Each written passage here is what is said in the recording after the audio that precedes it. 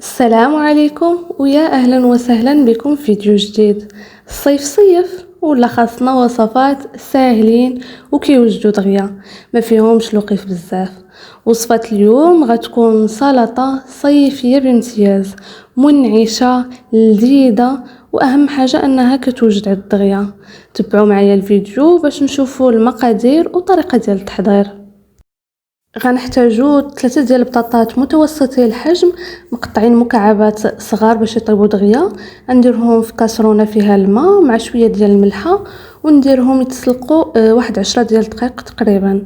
في مقله غنحتاج واحد بصله متوسطه الحجم تكون مقطعه جوانح صغار، وانا غنستعمل الكفته، تقدروا ديروا حتى الدجاج ولا اللي متوفر عندكم. وغنخليهم حتى يطلقوا وتنزل البصله. عاد غنضيف التوابل، غنضيف شويه ديال الملحه، 4 معالق صغيره ديال السودانيه و4 معالق صغيره ديال القرفه فقط. وغنضيف ايضا شويه ديال القزبر ومعدنوس. غنخلي الكفته ديالي حتى تطيب تقريبا واحد 10 ديال الدقائق على نار متوسطه وتعسل البصله مع الكفته. وغنضيف عليها شويه ديال الفرماج احمر كيضيف واحد اللذه للكفته. اختياري، تقدروا تضيفوه كيف ما تقدروا تخليوها بلاش. هاد الكفته هذه تقدروا تاكلوها غير بوحدها مع الخبز، كتجي واعره. وغندوز باش نوجد الخضر اللي غنرافق مع هاد السلطه. غنضيف الخس. طبعا الخس معروف عليه انه كيعاون على الهضم، فيه الماء وفيه الالياف وايضا كينقي لنا الجسم من السموم. انا هنا درت خصه كامله متوسطه الحجم وغنبقى مستمره في التقطيع. غنضيف ايضا خياره تكون هي متوسطه الحجم. الخيار كيجي في هذه السلطه منعش، اصلا الخيار معروف ايضا انه راه مرطب، كيهدئ الالتهابات ومفيد للعظام. غنضيف 2 مطيشات متوسطي الحجم.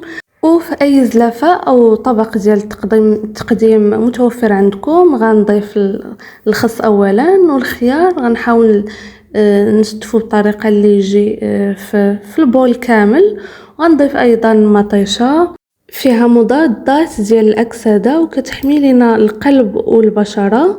وغنضيف موراها البطاطا اللي سلقنا من قبل.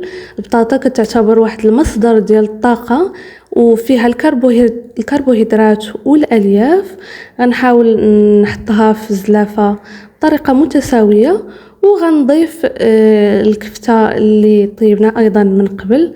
الكفته حتى هي راه فيها بروتين، كتعتبر واحد البروتين حيواني مفيد وصحي ايضا. وغنحاول نحطها في الزلافه بطريقه ايضا حتى هي متساويه. هاد المرحله اختياريه. غنضيف شويه ديال الكركاع، تقدروا تضيفوا اي نوع ديال مكسرات الجافه متوفر عندكم. كيجي حتى هو كيعطي واحد اللذه زوينه لهاد السلطه.